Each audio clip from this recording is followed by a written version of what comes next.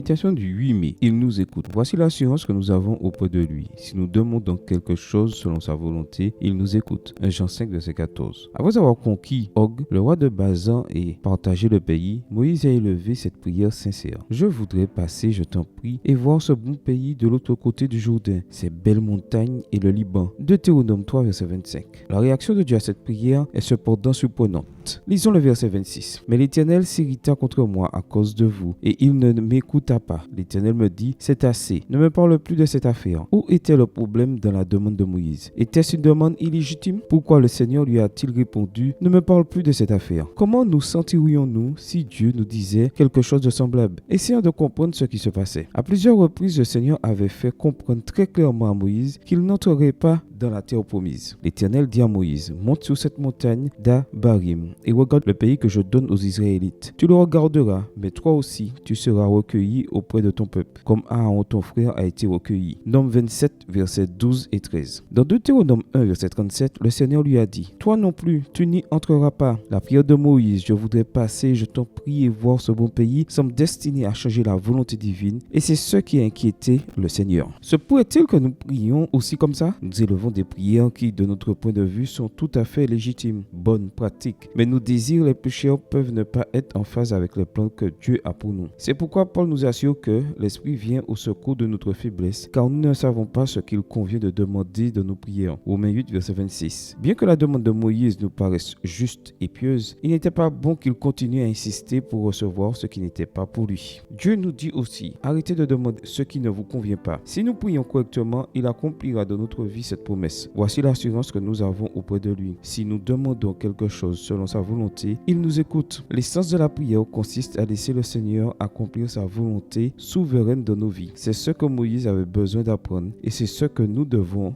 apprendre aussi. Amen. Bonne journée à vous et que le Seigneur vous bénisse.